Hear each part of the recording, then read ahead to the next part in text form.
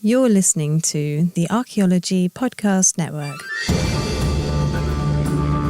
Welcome to episode 163 of Life in Ruins podcast, where we investigate the careers and research of those living life in ruins. I'm your host, Carlton Shield Chief Gover, and I'm joined by my co-host, Connor Johnen. Connor, where's David? David is fighting a battle with the fan right now, which he's currently losing. The fan isn't even moving, but it's still winning. That's why it's winning, because it's not on. It's not working. So David has taken his bus and is now in Laramie, Wyoming, and living on Connor's curb. Land. My goddamn land. Oh, did he park in the back? No, just kidding. Oh. No, it's public land, technically. I just like to think of him as like a peon, paying tribute to me. It's funny because I bet it's in the same place that I remember it being during Craig's wedding. It's not there currently, but it's on its way there. Fair. So, yeah, he's dealing with that. He'll hop on one of these episodes in the near future. But for now, on this lovely episode of 163, Carlton has been on a kick, you could say. I think you can kind of pick it up, seeing as like some of the stuff we talked about in our previous episodes. There's been it's been pretty heavy paleoanth, oldest burials. What else did we talk about? We talked about Naledi. I think that was the same episode, but we've talked kind of about that, and we haven't really done that before in the past in our episodes because we are not paleoanthropologists. But Carlton sent an article today that really kind of spiraled us down and really put us in. Carlton sent us an article today that sent us down a rabbit hole on a topic that we are not super familiar with, but we're interested in. And because we needed to record an episode today, I think you sent the article today just to unveil for folks how organized we are. You sent the article today, and then in the last 30 minutes, we made an outline. Is that too much information? I think that sums up what happened. No, well, I sent the article yesterday because we were supposed to record yesterday. Oh, you did send yesterday. So what are we going to record about? So recently, I've just been going on to archaeology news sites and what interests me. And so we talked about, I haven't done paleoanthropology in a bit, and I really do like paleoanthropology. Me too. We clearly don't know the goddamn fossils because we go over this every time, but we did last time before the Dr. Koenig episode where we were let's take a topic, and we did the same type of thing with that bow, the evidence for Neanderthals having the bow. Mm-hmm. We did that whole thing too. We know the human behavior and activity, how you find it in the archaeological record, and it's really interesting, especially when we're talking about human ancestors. When do we see these behaviors first begin, and how do we see them today? So I came across this article in Heritage Daily. In the archaeology section, it is titled "Evidence of Neanderthal Cannibalism Found in Spain." And I remembered in University of Wyoming when we were doing the bioanth theory course that, the topic of cannibalism came up with Neanderthals. I was like, well, let's just talk about cannibalism. And really quickly, we started going down some really fucking crazy rabbit holes because there's a lot more evidence for cannibalism, not only just in Neanderthals, but atomically modern humans and Homo antecessor, that cannibalism, it's present. And so as you've heard me, Connor, and David bitch about how little evidence there is for shit in paleoanthropology, the fact that there's so much evidence of cannibalism is kind of startling because we don't have that many fossils, and they're here's a dozen sites where people were definitely cut the fuck up, and it's whoa, okay, and what does this mean, and how do we see it today? And then also as we were going through it, a recent article came out today, and this is June 26th from it was co-authored by one from a professor at Colorado State University, Connor's alma mater, and it just so happened that there was oh shit, there's more evidence of that. Article's titled "A Case of Cannibalism: Smithsonian CSU Researchers Uncover How Human Relatives Butchered One Another 1.45 million years ago." So yeah. So cannibalism is hot right now. Let's just say that cannibalism is hot in the news. And I think, in my understanding of it, is the common idea behind cannibalism is that we don't really see it till later. We're not seeing it with Neanderthals. We're not seeing it with Homo erectus. I think that's the common thing. You get really good evidence later in time that people are eating each other. Obviously, with ethnologists and cultural anthropologists going out and studying people, you have evidence of cannibalism. You might have earlier stuff in Mesa Verde, but it's rare to push it back. And I think obviously that has something to do with the limited record we are having, the limited sample size, etc. But it's exciting and interesting to get into this, and we'll see if this is kind of like challenging the common narrative about this. But I think we're going to start off, because we don't always do this, but we are going to do something. We're going to define terms. We got to define some shit. We're going to define some terms right now. So get your pencils ready and write this stuff down. Exactly. So the first one we got is cannibalism. Cannibalism is the cultural practice of eating human flesh. Yeah, so basically cannibalism is always practiced in groups, and it's considered ritual. It's a ritual and social institution. So it is a cultural practice. So like in cannibalistic societies, cannibalism is a norm, and it's not odd like it is in today's societies. Then we have excarnation. And excarnation refers to the practice of removing the flesh and organs of the dead before burial. Now, this is going to be critical as we talk about this evidence and how people are talking about cannibalism, especially in the past. So we have cannibalism, group practice of eating the dead, of eating human flesh. Excarnation, the practice of defleshing and deorganing bodies before they're interred. No eating. There's zero eating in excarnation. And then we have anthrophagy. Anthropophagy. Anthropophagy. Yeah, anthropophagy. I hate that. That middle piece is fucking up. I can't do anthropophagy. And anthropophagy. I'm sounding it like an idiot because like that's my redneck roots. This is how I have to say it in order to pronounce it. Oh, geez. What did I just do with that? What is anthropophagy? It's not. So cannibalism is like the ritual and social practice of it. Anthropophagy is when it happens more incidentally, or is just the act of eating human flesh. Yes. So that's it. It's not a social institution or a ritual. It is like one person eating human flesh within a society. So like, Hannibal the cannibal is actually Hannibal the anthropophagist, or like the Donner Party, like evidence of cannibalism today, where it's like a bunch of people stranded out in the woods, they have to resort to eating each other to survive. So didn't we do a whole whaling episode too about this recently-ish? I think fairly recently. I don't know if we talked about cannibalism, but there were. Really? I'm going to throw Alfred Packeter in there too, because Colorado. Oh yeah, and that is the name of. It's a musical, the dining hall in Boulder. Oh, really?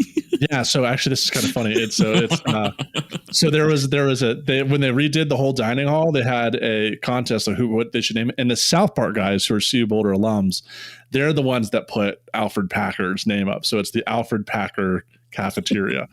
Named after fucking anthropophagist. Yeah. Well, and they also they wrote a whole. I think their first thing they actually wrote together was Alfred Packer the musical. So there's a whole musical that they wrote and was performed about Alfred Packer, which is something I want to watch.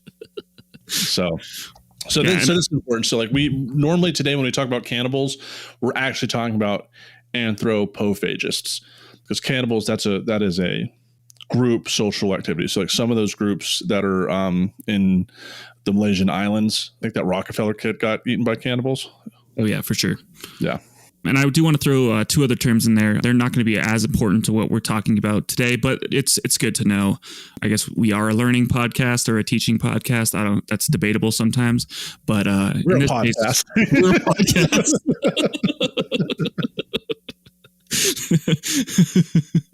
In this case, there's two different types of cannibalism in reference to people, or in-group cannibalism and out-of-group cannibalism. So exo-cannibalism is when you take victims or take people from other groups or enemies that are killed in combat or prisoners of war and eat them, with the aim being to take revenge or assimilate such virtues as their strength or courage.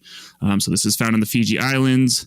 Also in Wyoming. Have you ever been by Crowheart Butte? No. Out near Lander. So there's this butte out in the Wind River Reservation. It's close to Lander. And it was a site. So like Shoshones, hashtag Team Shoshones versus Crows. A Shoshone chief, brave, a Shoshone warrior killed a crow, took out his heart, climbed up Crow's Butte, and ate it while the battle was raging. That's how it's got the name Crow Heart, and like the crows dipped out. If we had a soundboard clip for That's So Metal, that's where it would be right there. We don't have it. Goddamn. Oh, here it is. According to legend, following a 5-day battle for rights to the hunting grounds in the Wind River Range, Chief Washakie of the Shoshone and Chief Big Robber of the Crow agreed to a duel, with the winner gaining the rights to the Wind River hunting grounds. Chief Washakie eventually prevailed, but he was so impressed with the courage of his opponent that rather than scalp him, he instead cut out his heart and placed it at the end of his lance. Oh, I thought he ate it. I mean, it's a legend anyways. I like my version. He got up top and ate it. Yeah. All right. And there's also endocannibalism, which is the ritual consumption of the deceased from one's own social group. And that in some cases is to guarantee that the dead person's spirit would remain amongst the living, kind of in order to perpetuate their presence or maintain continuity between life and death. This is also called funerary cannibalism. So there's kind of a big study, and there's a diversity of cannibalism or anthropophagy, or fuck that word.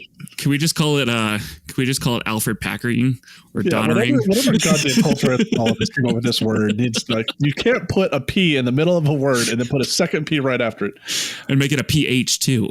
Yeah, it's not like goddamn English is stupid. We'll just call it Donnering. Yeah, Donnering. I like that.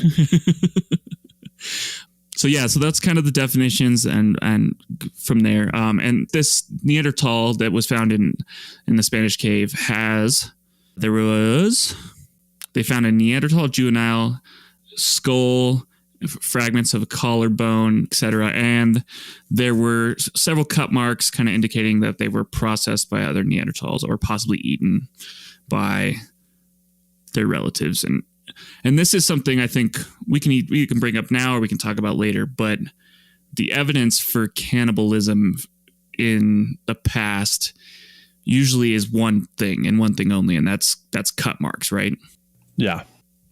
That's everyone assumes that there's cut marks, so that equals cannibalism. And that's kind of been the common thought that there isn't, maybe not defleshing, there might not be excarnation or anything like that. It's always jumped to cannibalism as like the first explanation for these things.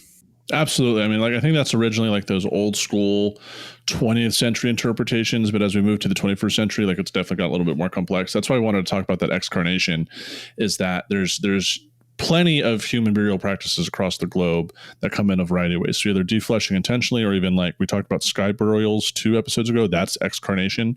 Mm-hmm.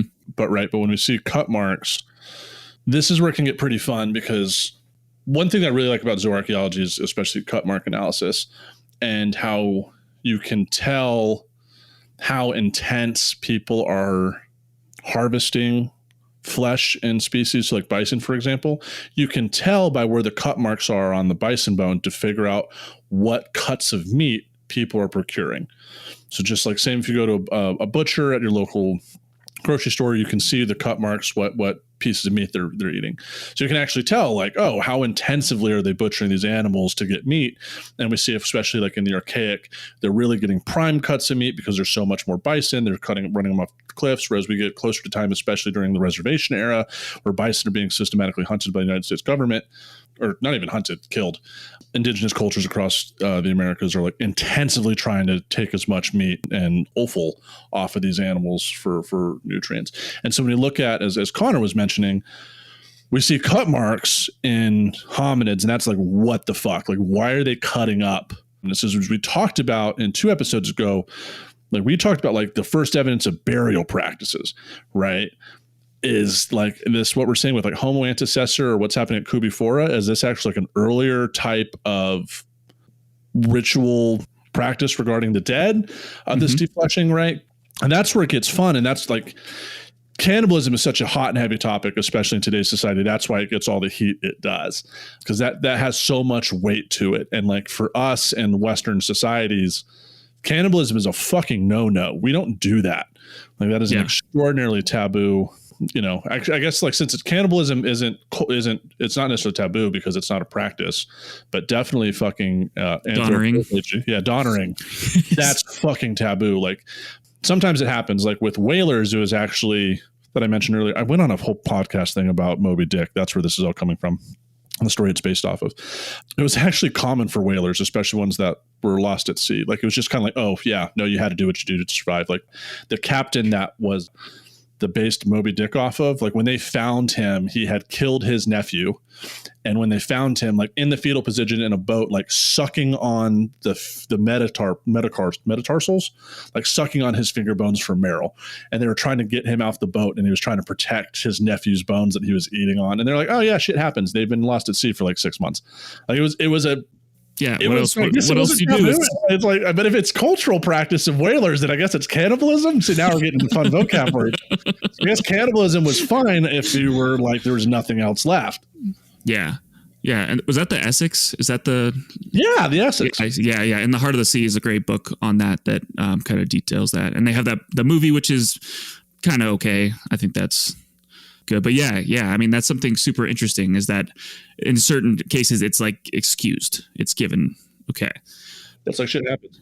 Yeah. Well, and I think it's also like, it's an othering for us. So like as Western culture, as people go out and study other things, you think cannibalism only exists in other cultures, like primitive cultures. You kind of like associate them with that. And I think you could also put that into the past. So you like, yeah, you kind of put them away and you say that, oh, it's other people. It's not what we do. But there is kind of like a stigma that and judgment from us about everyone else in the past. So I think that's where this is coming from. And I think on that point, we'll take a little break and poo, and we'll dive deep into this early Pleistocene cut-marked hominin fossil from Kubifora, Kenya. Goddamn right, Kubifora. Welcome back to episode 163 of A Life in Ruins podcast. We are talking about humans eating flesh. And we had teased that we're going to talk about some cut marks at Kubifora. But my question is, why aren't they talking about Kubi after? God damn it. That's the worst dad joke. Yeah, send your groans. It's pretty good. I mean, I enjoyed it. When you said it in the intro, I was like, you have to repeat that because it's fucking gold. Yeah, it could work. Delivery could work. But also send me all your groans to my Instagram. Play them as loud as possible. I appreciate that. You know, you should join that clown college that David did during COVID, and that should be your set piece. That'd be good. I should have called it clown college, but like David really did like a stand-up workshop, and he did a online Zoom performance with the Comedy Cellar, like a famous thing. Yeah, like a big name things. That clown college is not quite that. That's comedian school, I think. I think it's like literally for clowns. I really like to see David, but yeah. So as we're like looking this up, I realized like a recent science article dropped today, or not science article. Shit, I have way too many tabs open. Like we've gotten to the weeds when it came to this cannibalism stuff because it's everywhere, dude. Yeah, it's a hot topic, and so it is in Scientific Reports, which is published by Nature. That's right. Remember, and you guys know how we feel about Nature. You want us to do the standard spiel? We'll do the airlane. It's like, be careful when you read Archaeology and Nature, because like that's how you get cerruti. You know, usually it's like a brilliant publication outside of that, but whoever's running the Archaeology division, I mean, granted I love Steve Holland, like he's a really good guy, but like they drop some highly controversial things. And at the end of the day, it gets the field talking. So I guess they're doing their job because like we talk about it and we reflect on the field a lot, and it spurs a lot of people to action to talk about these hot button topics. So yeah, and you hope that that creates publishing and stuff to counter those things. And that's what happens. So yeah, I don't completely hate it. I don't completely hate it, but I do hate it a little bit. Just because I think it gets disseminated so much, then like the larger audience misses like the rebuttals and the later publications that are like, nah, fam, this isn't what's going on. So that's my only beef. Yeah. You heard it before. We're a broken fucking record, but there you go. Fucking record. So this is early Pleistocene cut mark hominid fossil from Kubifora, Kenya, by Brianna Pobiner et al. This is Scientific Reports. So we came across it because the news media is buzzing with it, and of course, like they did with our goddamn horse paper, twisting it. And like Mike Ponte, who's a co-author, one of Connor's former professors at CSU, says like it's not necessarily cannibalism. He says that like repeatedly. And they're like they're eating each other, and he's like, no, they're not. So I think it's evidence like in the title. They don't say like they don't come out swinging saying cannibalism is practiced. It's just like there's a cut mark here. What does that mean? We don't know. Then they're definitely cut marks. So what they have is one shin bone by a species that they're not quite sure what it is. Originally, it was uncovered by Mary Leakey of the famous Leakey family back in the day. So the shin bone is 1.4 million years old. It's a left shin bone. It was originally described as Boisei, and then later it was changed to something else. And nowadays, it's unidentifiable. We know it's genus Homo. We know that for sure. It's a bipedal hominid. We don't know which one. And thank God they did that, because fuck paleoanthropology trying to identify things. But what they have here, they ultra scan the shit out of this shin bone, and they use 3D models of the marks to identify them. And sure as shit, there are multiple vertical and horizontal cut marks on this shin bone. Parallel, which is really interesting too. Yeah, so these definitely aren't marks from carnivores gnawing or rodents or any sort of bioturbation, or which means like basically after the thing's deposited, roots or whatever, fuck with it. They're very much cultural marks made by another hominid, and they're towards the I don't know skeletal lingual, but they're towards the knee part of the shin bone. I think that's because distal is away from the center of the body. What's the opposite? Proximal? Proximal. I think it's the proximal end of the. We're probably wrong. Tell us we're wrong. Tell us we're wrong. Quote us. Yeah. But yeah, so it's near the knee bone, like you would be cutting off the calf almost, right? It looks like it because it's towards the back end, so the calf end. Fuck, we really got to go through anatomy again, because we're like, so it's in the back, so it's where your calf would be, right? That's like when you're doing leg curls, it's that part of the shin bone it's cut on. So it's like in a very like, it's not in the middle of the bone. It's in the back towards the meaty bits. So like they're carving through some bipedal calves to get there, and that's where it gets. And they're all in like, they're pretty centered in one part of the bone too, and I guess like the verticality and horizontal, like they're clearly in the same spot, so it's very much fucking intentional. And that's kind of, I think, where they leave it, which is kind of really interesting, that they just say, and they have like a sentence at the end that's like, oh, this could be this could be that, but they're really not calling it either or right now, which I have a ton of respect for doing. It's just saying like, this is the evidence. They're cut marks. We need more to study to find if this is actually like a ritual practice. Yeah. And they're very clearly like, listen, there's uncontested evidence for cannibalism with Neanderthals like much later. This is fucking weird. We're not saying it's necessarily cannibalism or anthropophagy. It could be, because at this point there's still like several species of genus Homo running around. Maybe it's another genus of, I mean, it has to be, right? Like we're the only ones carrying fucking tools. So it could be another group of genus Homo coming in and eating them. Is that cannibalism? I don't.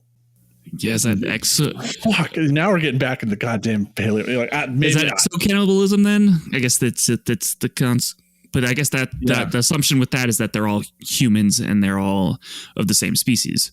Or were they just hungry? Or was that just Sunday dinner? I don't know. What are we going to call it? Right. Like, are they like the Donners? Is this something going on where like they can't eat anything else and they're eating their buddy who's already dead? I don't know. I don't know. Like, but it could also be a ritual practice of defleshing their body for burial. Like, we can't leave them here to rot. It's one shin bone. I don't know. Where's the rest of the skeleton? Is there more of the skeleton? That I imagine if there's more of the skeleton, they'd be like, nah, there's no more cut marks. Yeah. And it might be just that. Oh, dude, we were fucking right. This fossil specimen is nearly complete proximal tibia with the proximal end, proximal shaft, and mid shaft present. So we said the right words. Yeah, sometimes, but yeah, we'll see. They did some other kind of scientific stuff, but when we really are seeing better evidence, like this is very much a one-off kind of thing. I think we're not really seeing 1.4 million years ago, maybe even 500,000 years ago. We're not really finding good evidence of human bones being defleshed, I guess. Maybe I think there's one in 600,000 years, Homo sapiens bones from Ethiopia. I don't know. I'll have to double check that, but we're going to gloss over that for now. We're going to jump to Neanderthals. Yeah, so going to like who we know is actually fucking eating each other, and it's Homo sapiens neanderthalensis, and then also anatomically modern humans are doing it too. Like something weird happened 30,000 years ago, so like everyone's kind of doing it, but it's like mostly in Europe, and Asia, and like Central Asia, at a time when Neanderthals are kind of on their way out, and like initial anatomically modern humans are coming in. So like maybe there's this like, well, there's not many Neanderthals around and they're not having a good time. Maybe it is they're eating each other to fucking survive. And maybe these anatomically modern humans who aren't familiar with the landscape as like initial colonizing populations are fucking eating each other to survive. Yeah. I'd also be interested to see if it is like, we can call it a modern bias. So people in Europe or people who are studying sites in Europe, Africa are taking these kind of approaches where you're doing microscopic kind of analysis of cut marks, etc. And maybe that's not done in other places because of whatnot. But I would be interested to see how many like actual studies are being done in other places to see if that is like, maybe it is like a Homo sapiens thing, or maybe it's just specific to this where two human groups are nearby. I don't know. That's a good question, but we definitely have evidence, like super, super good evidence of Neanderthals cutting their homies up and eating them. Yeah. So like well documented. So it's not just cut marks, but also seeing like human tooth marks or chewing marks. So not only are they being cut, they're being gnawed on like you would at fucking Famous Dave's and you got a full slack of baby back ribs. Like, that's the kind of like human bone marks we got on these bad boys. So it's like very clearly like people are eating these people type of stuff. So it's definitely happening in Spain, in France, and in Germany in these Neanderthal populations. And they're also finding it in their gut fauna too, right? I think that's part of that too, is that at least in Spain and then later stuff too, they're definitely finding it in their gut fauna. So like, they're eating people. I mean, there's no other way that gets inside of you. There's no other fucking way. There's a really, as we were searching through this, we came across this article that I really liked, and it's titled, "Were Neanderthals Responsible for Their Own Extinction?" by Augusti and Rubio Cambio. I just assumed that was Spanish, but it might be like I might be fucking up an Italian's name like we did with Umberto. Or Umberto. Albarella. Yeah, guys, it's Albarella, not Alborea. It's like, dude, you double L's and you have that accent of saying Alborea. Fucking Americans know one other language, and it's Spanish, and they're taking that away from us. We're so sorry, though. We're so sorry. Such a great guest. Yeah. And so what they're talking about in this article is, so we know cannibalism is documented in a number of Neanderthal sites. So if it's a number of Neanderthal sites, it's probably cannibalism because it seems to be like a cultural thing. Yeah. So there's Caprina, level 25 from Combe Grenal, Mola Guerci. This is me fucking up French names again. Pradelis. We need our French speaker here, David. And here's what to do.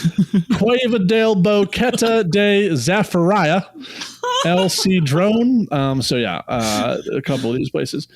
And they also talk about it being a Homo intercessor and Homo rhodensiensis, and we're not touching that at the moment. Yeah. So what they're talking about is as they're radiocarbonating these sites, they're noticing like they're late Neanderthal occupations. It's not great. And so they're looking at cannibalism for basically like they kind of ate themselves to death is like essentially like what they're trying to explore is this really sad idea that it wasn't humans that killed them off. It was like cannibals that are these Neanderthals got so hungry they just ate each other because they weren't doing so well towards the end of the last glacial maximum is still like 15,000, 20,000 years away, but they're not having a good time. Yeah, they're definitely on the decline. And it is interesting that if one of their results is that cannibalism is actually an okay strategy, but it depends on what you are in terms of like your territory versus other people's territory. So they're saying like in hostile territory, cannibalism ain't too bad of a strategy.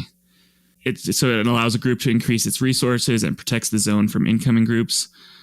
And then once other people are non-cannibalistic competitors introduced, cannibalism becomes an extremely negative trait. Right. And it kind of affects them that way, which is a kind of a fucked up paper, but that's an interesting, kind of idea. So they're using they're modeling this. They're putting this in a computer program, and it's fantastic because you look at the figures, and they clearly screen grab the entire screen, and it looks like something out of fucking. It looks like Fallout 1 is what their screen looks like. But it's so they put in all these variables, and they're showing like without an extra group, Homo sapiens, cannibalism is beneficial because you're keeping the population alive. Like there's that really fucked up quote from The Walking Dead when they meet the cannibals in that core memory unlocked. And they justify it. They're like, if a mother bear is starving and so are two cubs, if the mother bear dies, everyone dies. But if the bears eat their cubs, and so do pandas. A lot of animals eat their young. Yeah. When they're not, times aren't great because at the end of the day, they can still, if they eat their babies and survive, they can just make new babies. That's kind of the game theory logic. And that's what they're applying here is like, if Neanderthals are eating each other when times are tough, it's going to help. But when you throw in another population that ain't eating each other, but apparently they are. I don't know. That's interesting. I think that's that'll be in the links in the show notes. So we'll get that. It's a fun paper. It's only 6 pages. It's a fun read. It's like, oh, this is how you apply math and computers to like, what's this question solve? For sure. And then the kind of the next article, which really is cool because it's talks about like a very large time death from like Homo antecessor to like the Bronze Age, and takes this kind of like big approach to say, what is the evidence for cannibalism in prehistoric Western Europe? I mean, you'd love to see this done in Eastern Europe. You'd love to see this done in Africa, but this is where they're focusing their stuff on. And they really have a good kind of conglomeration, whatever it is, of dates, of methods of cannibalism, of kind of what the population is, who is getting eaten, etc. So I think that is really interesting. And you can kind of see that cannibalism is for sure starting at least 800,000 BP, and then just kind of keeps ramping and gets more evidence as you go through time, which is interesting. I don't know. You want to take a break here and dive back in? Yeah, 100%. I think that's a good natural point. So yeah, we'll get back and we're going to talk about that paper, Archaeological Evidence for Cannibalism in Prehistoric Western Europe from Homo antecessor to the Bronze Age by Saladí and Rodriguez Hidalgo. So we'll be right back after these smooth messages. Jesus.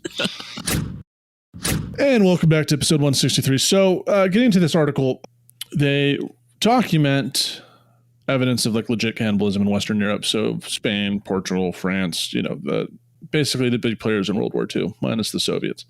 You got Croatia in there. They were minor. They weren't a big one in there, but weren't they Yugoslavia at that time? Yeah, probably. Yeah, I think so. Okay. So they talk about, I mean, it does a really good case by case of like how long has this shit been going on? And like, granted, we're talking about over the course of like thousands of years, and they're looking at like 16 sites. But then again, paleoanthropology doesn't have that many samples to begin with anyways. So early Pleistocene, we got at Grandolina. They're cutting up kids and eating them. Like going back to that bear analogy. They were between 10 and 15. They were eating children. And these are Homo antecessors. So there's 11 individuals, and it's not great. Also, a suggested intergroup violence. So that would be an example of exocannibalism. So they're eating their neighbors' kids. Yeah, like so over 44.5% exhibited some type of anthropogenic modification, like being cut or bone breakage. And like, this is the big one. They're like cutting, they're breaking open long bones and like sucking out marrow. Like they're eating each other. Like they're going hard. Numerous human teeth marks. They're eating each other. And it just, they were scalped too, which is fucking wild. People wanted them dead and then in their stomachs very quickly. So who the hell knows? Jesus Christ. I did not expect that to go that hard. Yeah, whatever Homo antecessor is, which I don't know what the fuck that is, even word that even falls on the tree. We're not going to try to define it either. Look it up because we can't. We just can't. Yeah.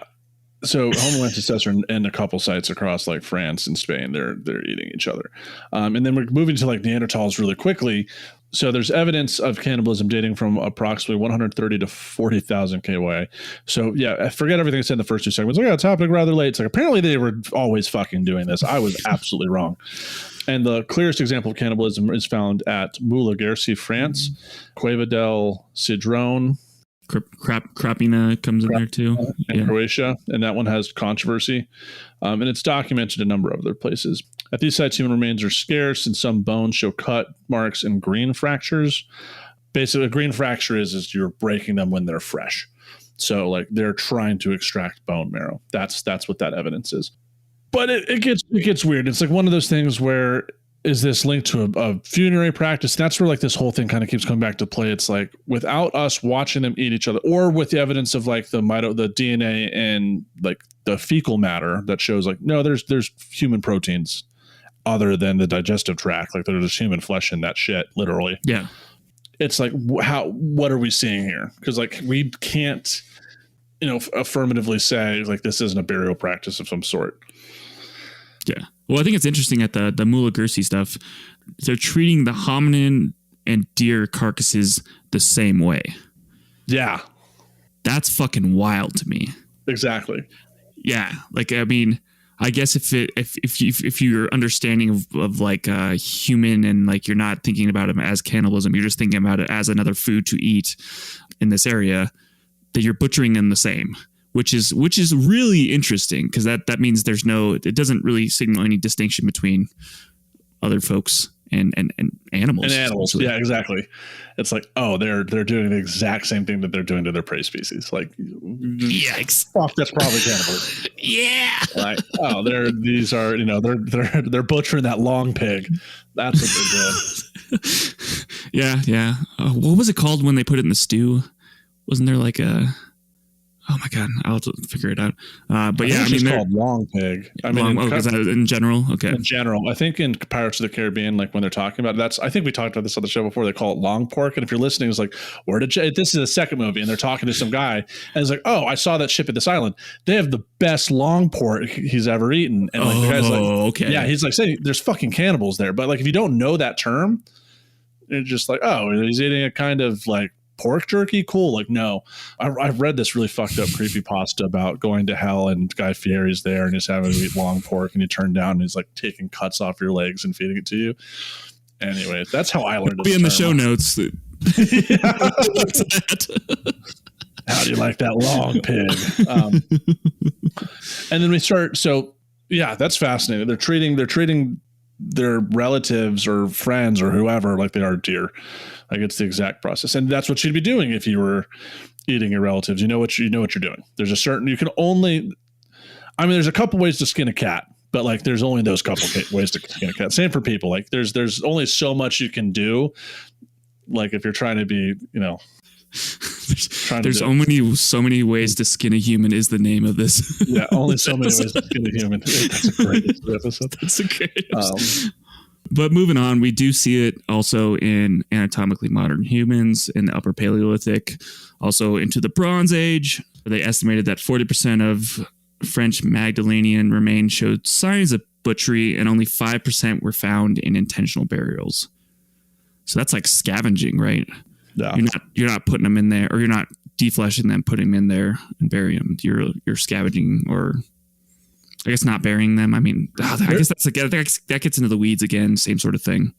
There's a group of people in India that do this. I saw them on the Wild Boys. So now that I'm saying that out loud, I don't know if it's necessarily factual, but it's a group of people. Rather, how like Hindus are always trying to do like get into heaven by doing all the good shit they can. Their idea is like, well, if they do all the bad shit, they think if they do all the bad shit in the world, so they like rob graves and eat human flesh.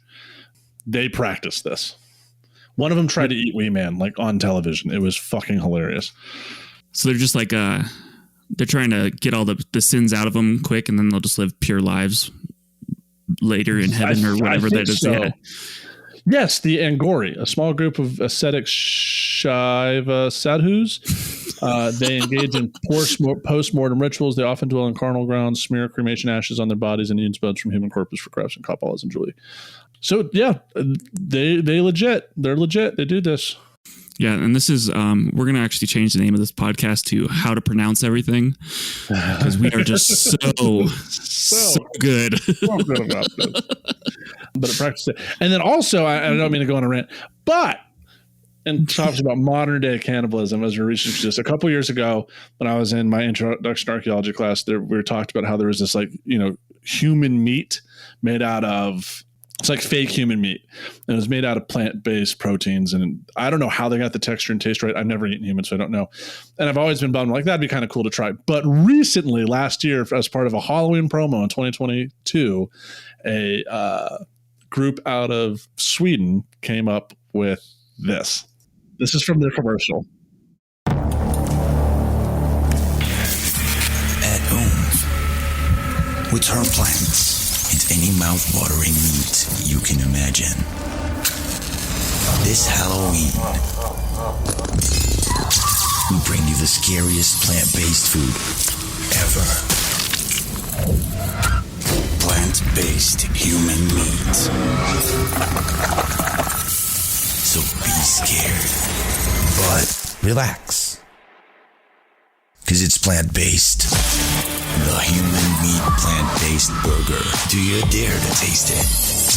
Only available this Halloween, because otherwise it would be creepy. I want it. I want it so scared. bad. I'm scared. You know, and what's funny enough is like an hour ago before the podcast, Lana was the one that had the Bob's Burgers recipe book, and I've been craving like one of those Bob's Burgers, so I ordered the book, and like that first recipe is based on the first episode where it's like the human meat one. So I'm gonna find these goddamn human meat plant patties, and I'm gonna make that goddamn burger. You should film it. Do a Carlton Cooks. Like cooking. Oh Jesus, cooking with Carlton. Cooking with Carlton. Cooking with Carlton. Oh, I forgot about this. I can't remember the last time I did a cooking with Carlton. See, I feel like this is like a gateway drug, though. You start eating like plant-based human flesh. You're like, oh, this is good. This tastes like, and then you kind of crave it, and then you're like, okay, what's the real thing taste like, though? You got it. You want to take that next step. Yeah, just join the Ukrainian Liberation Force and just start like every time I kill a Russian, be like, oh, how's that? It looks pretty fresh there. Yeah, let's get that backstrap off them. See how that tastes like. No one will tell. We'll just throw them in a mass grave later, and I'll report back. Jesus Christ! I'll be like real careful with all my archaeological knowledge to like make sure it like looks like it's a defleshing practice. Or even better, just cut off the surface, not even get the bone. Like no one will know I'm cutting. See, that's what you have to do. That's what you have to do. There should be no marks on the bone. If you hit the bone, you've gone too far. Yeah, just roast the whole person. We could just oven bake them like the Hawaiians and the pig. Like I could just oven bake them, and the meat will fall off. There's no bone, and then just mass grave, sky burial too. Oh, dude, even. I mean, what am I, the bird? Am I gonna like peck at it? I mean, got to process it. I don't want to eat after them. Wait, you're not going to eat raw human flesh? What are you? Come on. That's a little too. That's too extreme. Let me just start with the plant-based burger, and then we'll go from there. Told you, it's a fucking gateway drug. Why do you humans do this? Like, we are the only species that artificially created our own meat to feed to ourselves because we didn't want to actually eat ourselves. It is fucking ridiculous. But apparently, according to this article, Connor, it's genetic. We're predisposed to want to eat ourselves. So it's only naturally come up with a plant-based alternative. So we don't actually commit the sin of not cannibalism, remember, because we did the definitions in the beginning. Cannibalism is culturally approved. We don't want to do anthropophagy, which is not approved. So yeah, I'll do the plant-based human burger. This only confirms to me that vegans are the worst people on the whole planet. Or vegetarians, yeah, I guess. Yeah, they all suck. Weren't you vegan for a bit? It sucked. I bet. I felt so bad for you. It was abuse. That was actually good. Okay, not all vegans are bad, but it is hilarious to me that vegans did create the first human meat. Yeah, I like it in moderation. Like I'd like going veggie days. Oh yeah, like, I do like my meat every now and then. I need that protein. Like that's, and the omega-3s. Like I just don't want to go crazy just by eating plants. The only thing they could never really replicate, like they could do kind of meat substitutes, which are okay. They obviously don't have like the omega-3s or the amount of protein that you get out of red meat, but they could never replicate cheese in a way. God, like they could never ever put cheese, make vegan cheese good enough as the regular stuff. Like it's just not possible. It hasn't happened. I really like those meatless crumbles by Morningstar. Those and the black bean patties. Yeah. Go-tos. Love those. The Absolutely. chicken ones are weird. It's just like, yeah, I'd rather get the soy crumbles. Like I can fake that pretty well. Like that's good. And I can fuck with a Beyond Meat burger every once in a while. I mean, they're not terrible. I'd have to talk to my future brother-in-law. I don't know. He works for one of those companies that does it with mushrooms specifically. So the tofu based stuff and the soy based stuff is just terrible for you. But his company is doing it out of mushrooms, which is something that is less bad for you in general. I just think like high soy and high tofu like diets are just dog shit and not really good for you. Fair enough. I thought your sister's still not married because they got engaged like a year or two ago, right? Yeah, she get married in October. So sweet, congrats to her. Yeah, it's gonna be a wild one. We got really off on a tangent. I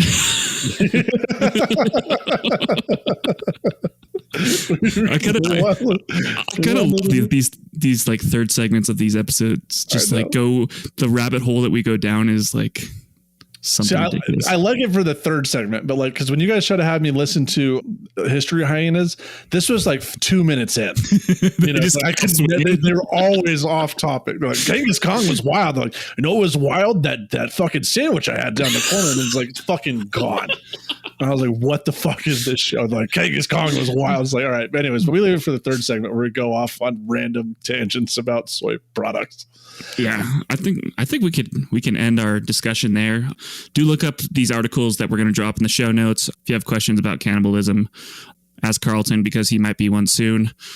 I'll be an anthropophagist. Yeah, pophagist. Yeah, thank you so much for listening to us. Once again, like, rate, review, whatever they say on those big podcasts that actually make money. Please do those things. Yeah, please do those things. Review the podcast. Yeah. If you're listening to us on the All Shows feed, we greatly appreciate it. But, same as always, click the subscribe button to our individual show. That's how we get the numbers. That's how we get sponsors and people that want to promote on our show. Our numbers are doing well, everybody. Thank you everyone for all the love and support you've given us. We'd really love the emails. We'll get back to them when we can. Yeah, and they've been great and supportive and asking good questions. So, yeah, thank you all for doing that. We enjoy the shit out of it. So, but are Catholics cannibals? Not just Catholics, Christians. Because as I'm almost finished with this bottle of wine is the blood of Christ. So is that like... And the bread is the body. And the bread is the body. So is that a form of like ritual? Is that still like a form of ritual cannibalism? Like that's the whole point, right? Okay. The bigger question is, does drinking blood count as cannibalism or is it flesh derived? Hold on. Is drinking blood cannibalism? I think it is. Because I see flesh everywhere in like the description. Like is Dracula or what's his face? Vlad the Impaler? Yes.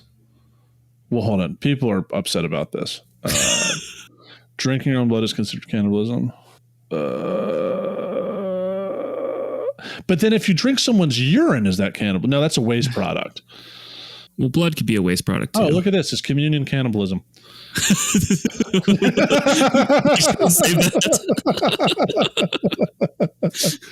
If we took these references literally, it looks like cannibalism. Actually, Christians in the days of the church were accused of cannibalism because they heard about Christians eating Christ's body and drinking his blood.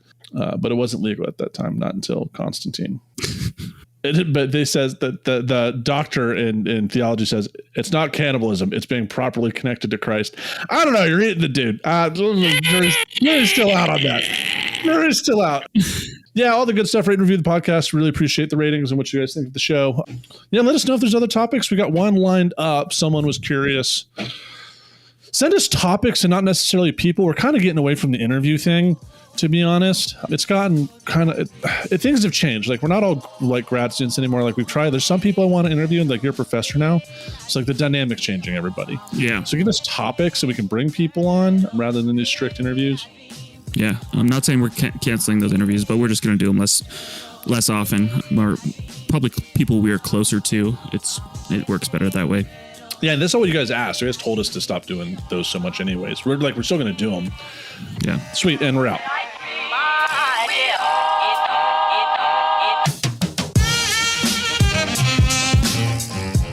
Thanks for listening to A Life in Ruins podcast.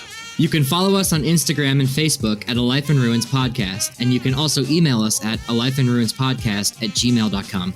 And remember, make sure to bring your archaeologists in from the cold and feed them beer. Connor, what is your joke for me today? Oh, man, this one's good. My buddy crashed the car while listening to Adele. He was rolling in the Jeep. God damn it.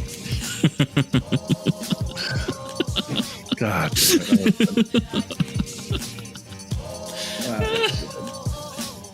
All right, and with that, we're truly out.